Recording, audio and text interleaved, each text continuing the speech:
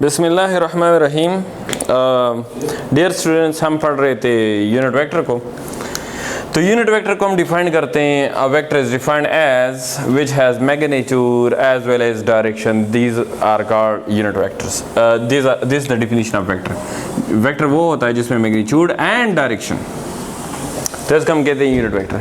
तो चलो इस तरह कर लो कि मैग्नीट्यूड को इधर और इधर डिवाइड कर दो, तो मैग्नीट्यूड कैंसल्ड, तो यूनिट वेक्टर बराबर हुआ a vector divide by its magnitude. तो यूनिट वेक्टर का एक और डिफिनीशन आ जाएगा, मैथमेटिकल डिफिनीशन आ जाएगा यूनिट वेक्टर का। It is the ratio of a vector to its magnitude is called unit vector. Okay. The ratio of vector to its magnitude is called unit vector. अच्छा, unit क्यों कहते हैं इसको? क्योंकि unit का मतलब है 1, तो इसका मैग्नीट्यूड 1 होता है, इसलिए हम इसको यूनिट वेक्टर कहते हैं। तो यूनिट वेक्टर का मैग्नीट्यूड 1 होता है और इसका मैथमेटिकल डिफिनीशन ये आ गया। This is the mathematical definition of a unit vector. अब हमारे पास कुछ स्पेशल यूनिट वेक्टर्स हैं, स्पेशल यूनिट वेक्टर्स। हमारे पास 3 कोऑर्डिनेट सिस्टम्स हैं, X axis, Y axis and Z axis. Okay, जो वेक्टर अलोंग एक्स एक्सिस होता है that is called I unit vector. जो वेक्टर अलोंग वाई एक्सिस होता है that is called J unit vector, और जो अलोंग जेड एक्सिस होता है that is called K unit vector. Okay, तो वेक्टर जो होते हैं ये X axis, Y axis and Z axis में होते हैं। तो आई जो यूनिट वेक्टर है वो शो करता है एक्स एक्सिस का डायरेक्शन, जे यूनिट वेक्टर शो करता है वाई एक्सिस का डायरेक्शन, और के यूनिट वेक्टर शो करता है जेड एक्सिस का डायरेक्शन।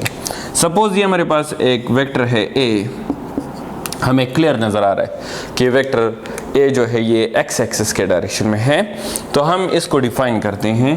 तो vector A is defined as which has magnitude and direction. तो ये simple A is the magnitude and this I shows the direction of X axis. तो इसका मतलब है कि वेक्टर को हम डिफाइन करते हैं magnitude and direction. Okay, let us take another example. Another example है,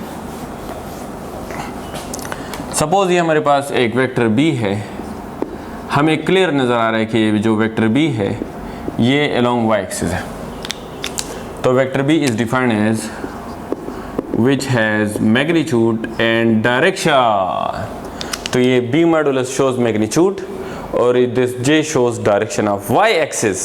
अच्छा, तो यूनिट वेक्टर हम स्पेशली यूज़ करते हैं to show the direction. Okay, अब इसमें है, ये तो यूनिट वेक्टर की डिफिनीशन हो गई। अब इसमें अनदर टॉपिक मेरे ख्याल में है, मैं बुक में देख लेता हूँ। ऑपरेशंस ऑफ वेक्टर्स हैं, एडिशन ऑफ वेक्टर्स हैं, एडिशन ऑफ वेक्टर्स। अच्छा, फिर मल्टीप्लिकेशन है। चलो एडिशन की तरफ आ जाते हैं। तो इसके बाद अनदर टॉपिक है addition of vectors, addition of vectors. Okay, हम वेक्टर्स को ऐड करते हैं। तो वेक्टर को एडिशन करने के लिए 2 मेथड है। एक हमारे पास है head to tail rule, head to tail rule, इसको हम ग्राफिकल मेथड भी कहते हैं। और दूसरा हमारे पास है addition by rectangular components, addition by rectangular components. Okay, इसको हम क्या कहते हैं? ग्राफिकल मेथड या ज्योमेट्रिकल मेथड, और इसको हम कहते हैं एनालिटिकल मेथड। तो एडिशन के लिए 2 रूल्स हैं, head to tail rule and addition of vector by rectangular components. तो इसमें फर्स्ट हम पढ़ते हैं हेड टू टेल रूल। तो आप लोग याद रखिए कि vectors can not be added, multiplied, subtracted, divided by general mathematical rules. तो वेक्टर के एडिशन के लिए, सब्ट्रैक्शन के लिए, मल्टीप्लिकेशन के लिए और डिवीजन के लिए स्पेशल रूल्स हैं।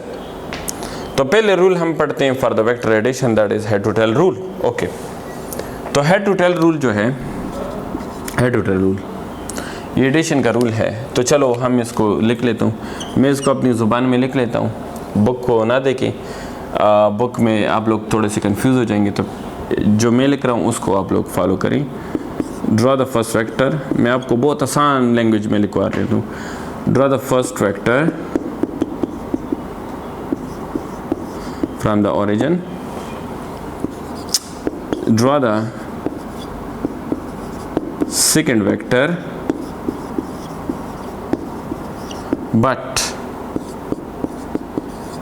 but join the tail of second vector to the head of the first vector. अच्छा, but join the tail of the second vector to the head of the first vector. अच्छा,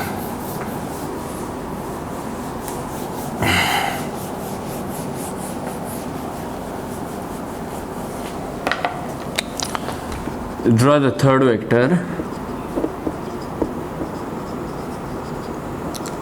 draw the third vector but join the tail of third vector to the head of the second vector. Okay, now draw the fourth vector,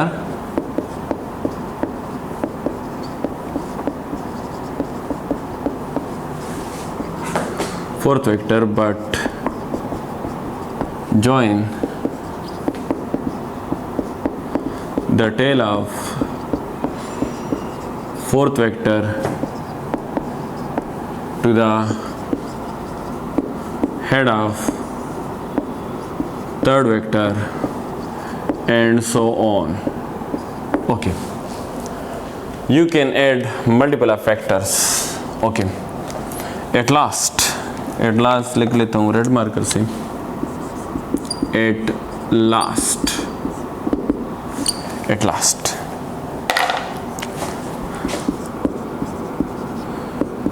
draw the resultant vector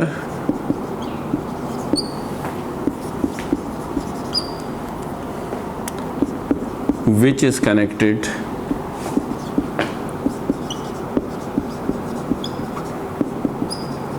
tail to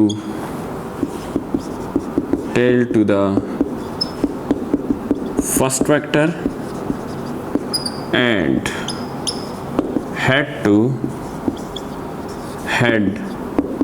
the last vector. Okay, ये result इनकी पहचान है, जो tail to the first vector होगा और head to the last vector होगा। तो इस तरह करते हैं कि पहले रिजल्टेंट वेक्टर को डिफाइन करते हैं कि रिजल्टेंट वेक्टर का क्या डेफिनेशन है।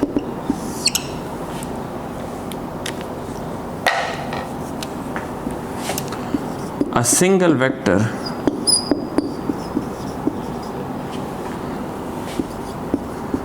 which have the same effect as the combined effect of all the individual vectors. All the individual vectors is called resultant vector. Okay, this is the definition of resultant vector, कि वो single vector जिसका effect सारे vectors के combine effect के बराबर होता है, तो इसको हम कहते हैं रिजल्टेंट वेक्टर। अच्छा, चलिए इसको समझने के लिए एक मिसाल ले लेते हैं। मिसाल से हमें इंशाल्लाह ये रूल समझ आ जाएगा। वो यहाँ पर तो मैंने मिटा दिया, खैर आप लोगों ने नोट किया होगा। सपोज़ ये मेरे पास एक वेक्टर है ए, ये मेरे पास एक वेक्टर है बी और ये मेरे पास एक वेक्टर है सी। मेरे पास 3 वेक्टर्स हैं। मैं इन 3 वेक्टर्स को आपस में ऐड अप करना चाह रहा हूँ। अगर मैं इसको आपस में ऐड अप करना चाह रहा हूँ तो सबसे पहले मैं एक कार्टेशियन कोऑर्डिनेट सिस्टम ड्रा करूँगा, X axis and Y axis वाला। अच्छा, तो ये मेरे पास एक्स एक्सिस और वाई एक्सिस है। तो हेड टू टेल रूल में रूल नंबर 1 क्या है?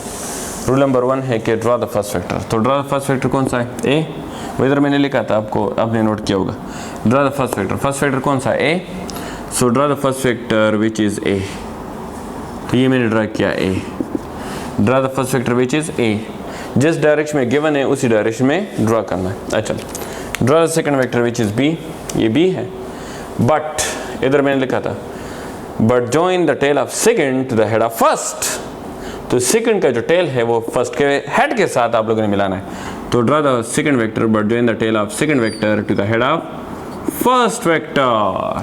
तो पहले दूसरे का टेल पहले के हेड के साथ। And draw the third vector. Third vector कौन सा है? सी। सी है, but join the tail of third to the head of second, यानी तीसरे का टेल दूसरे के हेड के साथ। And draw the resultant. Resultant किस तरह बताएं? which is connected tail to the first, tail to the first and head to the last, tail to the first and head to the last। यानी resultant पहले vector के tell के साथ और आखिरी वेक्टर के हेड के साथ ड्रा करना है। So that is the resultant vector. तो ये इसका ड्रा हुआ रिजल्टेंट वेक्टर। तो ये रूल हमने इस रूल के ज़रिए हमने वेक्टर ए को, वेक्टर बी को और वेक्टर सी को ऐड किया और हमारे पास एक रिजल्टेंट वेक्टर आ गया। तो ये रिजल्टेंट हमने हासिल किया बाय ग्राफिकल मेथड, या this is also called geometrical method. This is also called graphical method और ज्योमेट्रिकल मेथड। ओके, तो ये ग्राफिकल या ज्योमेट्रिकल मेथड है। आप 2 वेक्टर्स को या 2 से ज़्यादा वेक्टर्स को आप आसानी से ऐड अप कर सकते हैं।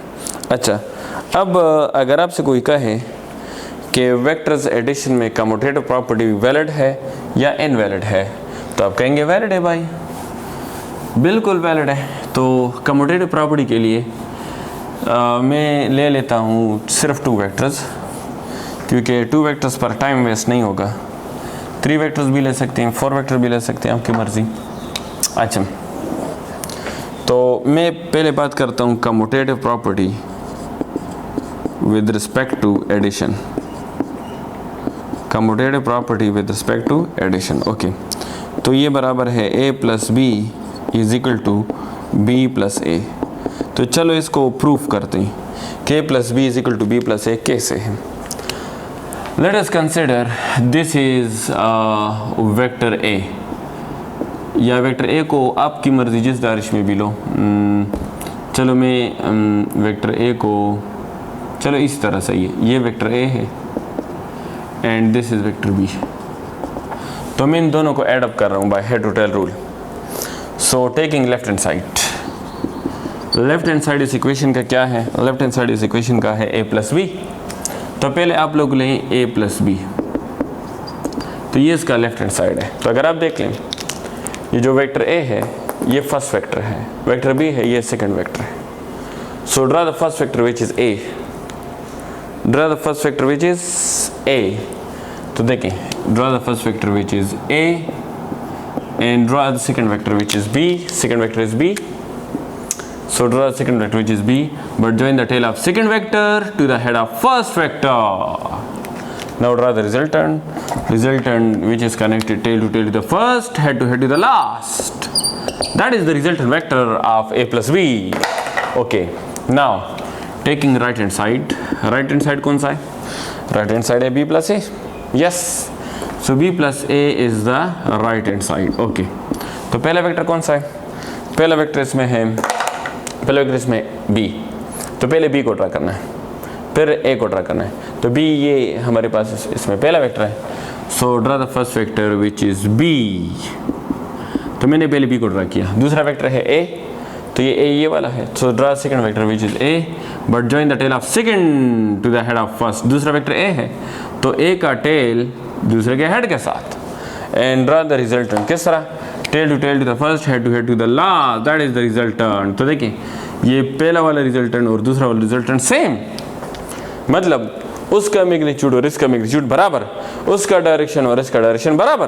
तो अगर रिजल्टेंट दोनों का सेम है, इसका मतलब ये हुआ कि left hand side is equal to right hand side, मतलब a plus B is equal to b plus a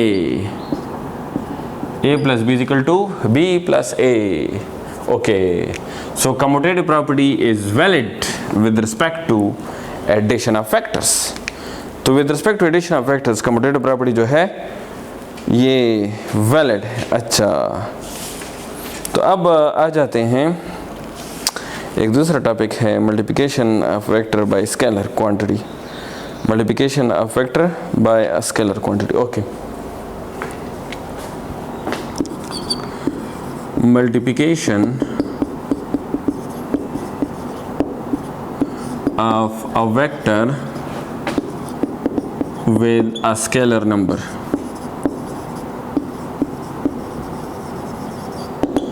Okay, multiplication of vector with a scalar number. So case number one, let we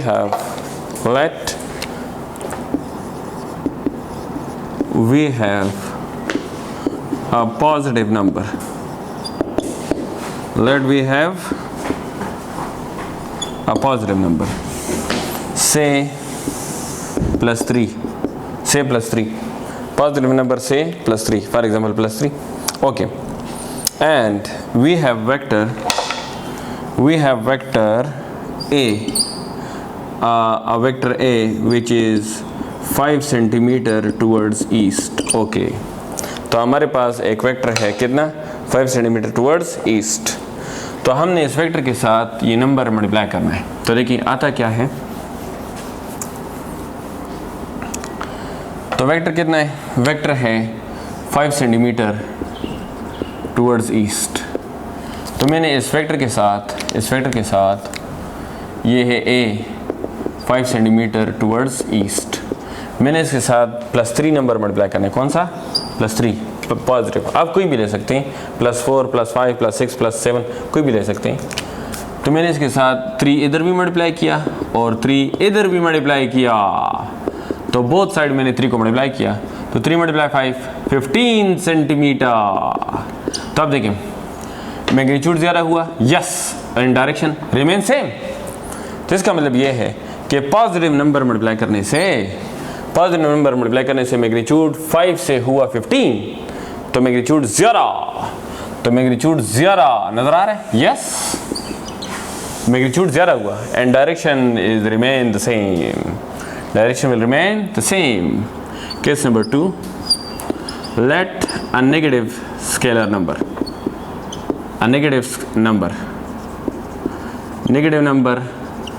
say -4, suppose -4. So we have a vector 5 centimeter towards east. We have vector 5 centimeter towards east. तो अगर आप देख लें ये vector है 5 centimetre towards east. Okay, तो इस तरह करें कि -4 को इधर भी मल्टीप्लाई करें और -4 को इधर भी मल्टीप्लाई करें। तो -4 को मैंने बोथ साइड मल्टीप्लाई किया, तो ये हो जाएगा -20 सेंटीमीटर, ये हो जाएगा -20 सेंटीमीटर। ओके, तो अगर आप देख लें 20 is a number, centimetre is a unit, तो ये हुआ मैग्नीट्यूड। और हमें ये भी पता है कि magnitude can never be negative, magnitude is always positive. तो इसका मतलब है कि अगर मैग्नीट्यूड ऑलवेज पॉजिटिव होगा तो ये माइनस ले जाओ उधर, तो ये हो जाएगा 20 सेंटीमीटर माइनस ईस्ट। तो माइनस ईस्ट को मैंने लिख लिया वेस्ट, क्योंकि ईस्ट का नेगेटिव वेक्टर वेस्ट। तो इसका ये मतलब हुआ कि इस वेक्टर का मैग्नीट्यूड हो जाएगा 20 सेंटीमीटर टूवर्ड्स वेस्ट। तो देखें पहले मैग्नीट्यूड कितना था 5, अब 20, ठीक है ना, पहले मैग्नीट्यूड 5 था, अब क्या था 20। तो magnitude increased but direction opposite. अच्छा, तो इसका ये मतलब है कि नेगेटिव नंबर मल्टीप्लाई करने से मैग्नीट्यूड ज़्यादा होता है, एंड डायरेक्शन इज अपोजिट। अच्छा, तो चाहे नंबर पॉजिटिव हो या नेगेटिव हो, मैग्नीट्यूड दोनों केस में ज़्यादा होता है। नंबर पॉजिटिव हो या नेगेटिव हो, मैग्नीट्यूड दोनों केस में ज़्यादा होता है। लेकिन अगर नंबर पॉजिटिव होगा direction will remain the same, और अगर नंबर नेगेटिव होगा तो direction will be opposite. Okay, अच्छा, ये तो एक छोटा सा टॉपिक था, multiplication of vector with scalar. अभी हम आते हैं, एक और टॉपिक है जिसको हम कहते हैं resolution of vectors.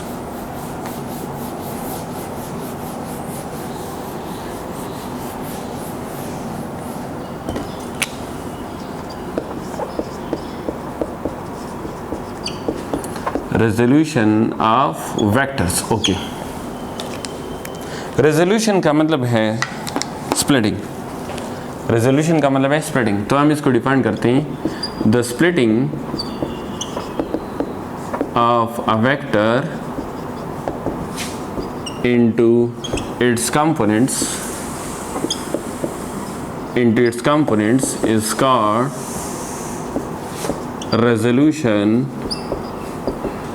of vectors. The splitting of vector into its components, that is called resolution of vectors. अच्छा, जब हम किसी वेक्टर को स्प्लिट करते हैं इसके कंपोनेंट्स में, तो इसको हम क्या कहते हैं, रेजोल्यूशन ऑफ वेक्टर्स। अच्छा, अब अगर मैं एक मिसाल ले लूँ, ये मेरे पास x एक्सिस है, y एक्सिस है, इसमें ये मेरे पास एक वेक्टर है a। तो अगर आप देखें ये वेक्टर xy प्लेन में है, तो इसका मतलब है कि इसमें x एक्सिस और y एक्सिस दोनों कंपोनेंट्स मौजूद हैं। तो अगर इसमें x एक्सिस और y एक्सिस दोनों कंपोनेंट्स मौजूद हैं, तो मैं मालूम करना चाह रहा हूँ कि how much x component involve in this vector and how much y component involve in this vector. तो मैं इसमें मालूम करना चाह रहा हूँ कि कितना x कंपोनेंट और कितना y कंपोनेंट इसमें मौजूद है। तो मैंने इसको रिजॉल्व किया दो कंपोनेंट्स में, एक को मैंने कहा ay और एक को मैंने कहा ax। अच्छा, तो मैंने वेक्टर a को दो कंपोनेंट में रिजॉल्व किया। So ax is called the horizontal component of this vector and ay is called the vertical component of this vector. Okay, so these are the two components of this vector. So we can write as vector a is axi plus ayj. So ax is the magnitude and I is the direction which is x-axis. ay is the magnitude and j is the direction which is y-axis. Okay.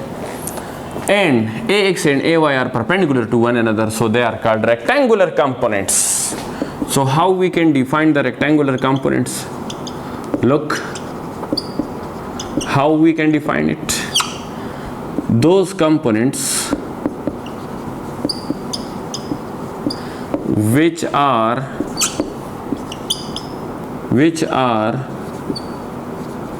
mutually perpendicular to one another is called rectangular components. वो component जो आपस में perpendicular हो, तो उन components को क्या कहते हैं, रेक्टेंगुलर कंपोनेंट्स कहते हैं। अच्छा, तो A is the resultant and ax and ay are their components. Okay, तो ये इसके कंपोनेंट्स हैं। अब इसमें बोर्ड एग्जाम में क्वेश्चन आएगा कि find out the magnitude of rectangular components. ये क्वेश्चन आएगा बोर्ड एग्जाम में कि रेक्टेंगुलर कंपोनेंट्स का मैग्नीट्यूड मालूम करो, यानी ax और ay का मैग्नीट्यूड मालूम करो। अच्छा, तो मैं इसके लिए यूज़ करूँगा cos थीटा। cos थीटा बराबर है बेस बाय हाइपोटेन्यूज। तो अगर आप देख लें, ये cos थीटा बराबर है बेस बाय हाइपोटेन्यूज। तो बेस कौन सा साइड है, ax, बेस है x और हाइपोटेन्यूज क्या है, a, हाइपोटेन्यूज a। ओके, तो cos थीटा बराबर हुआ ax बाय a। ओके, तो इस तरह करें कि a को इधर भी मल्टीप्लाई करें, इधर भी मल्टीप्लाई करें, तो a और a कैंसिल हुआ, तो ax मालूम हुआ, ax बराबर हुआ a cos theta. This is the magnitude of ax। ax mean the horizontal component of a।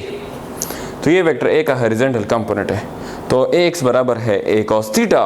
Okay, now अब हम मालूम करते हैं ay कि ay किसके बराबर है। तो हम इसके लिए यूज़ करते हैं sine theta.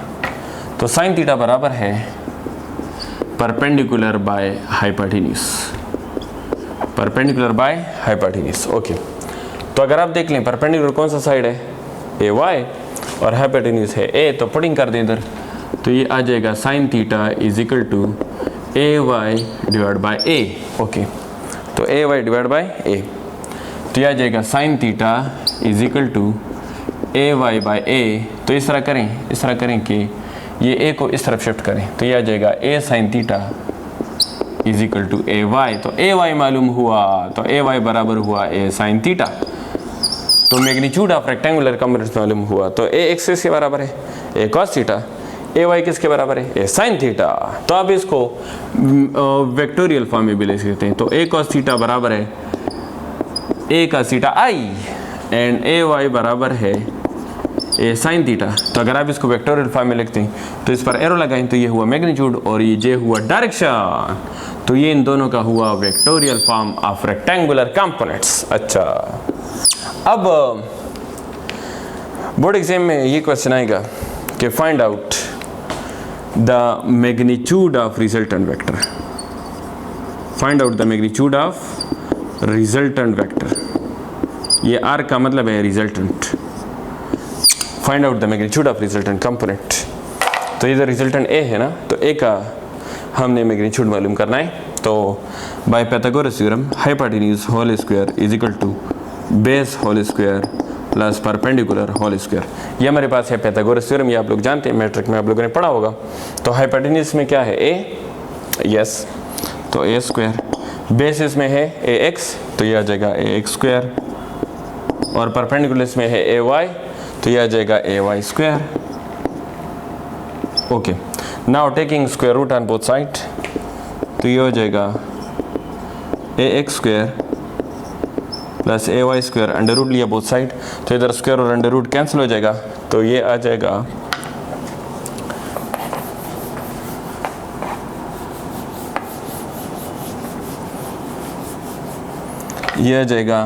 A is equal to A X square plus A Y square under root. This is the magnitude of resultant vector, this is the magnitude of resultant vector. क्या है बताएं, A is equal to under root A X square plus A Y square. Okay, this is the magnitude of resultant vector. Board exam में question आ सकता है कि find out direction of resultant, resultant का क्या मालूम करें, डायरेक्शन। तो चलो वेक्टर दोबारा ड्रा कर देता हूँ ताकि आपको क्लियर नजर आए। ये वेक्टर ए है, वेक्टर ए थीटा बना रहे हैं ना, थीटा बना रहे हैं ना, हाँ, तो ये थीटा हमने मालूम करना है। तो ये बताएं, ये इसका कंपोनेंट क्या है, ए का एक कंपोनेंट है ए वाई और दूसरा कंपोनेंट है ए एक्स। तो ये ए वाई ए एक्स तो हमें पता है ना, तो अगर ए वाई ए एक्स हमें पता है तो हम ये थीटा आसानी से मालूम कर सकते हैं। तो अगर ये हमें पता है यानी परपेंडिकुलर और बेस हमें पता है, तो ये थीटा मालूम करने के लिए मैं यूज़ कर रहा हूँ टेंजेंट थीटा। तो टेंजेंट थीटा बराबर है perpendicular by base, perpendicular by base. तो टेंजेंट उधर जाएगा, क्या हो जाएगा, टेंजेंट उधर जाएगा, तो ये हो जाएगा tangent inverse A Y by A X. This is the direction of resultant vector, direction of resultant vector. Okay, direction of resultant vector, ये डायरेक्शन ऑफ रिजल्टेंट वेक्टर आ गया। अच्छा, दिस इज ऑल अबाउट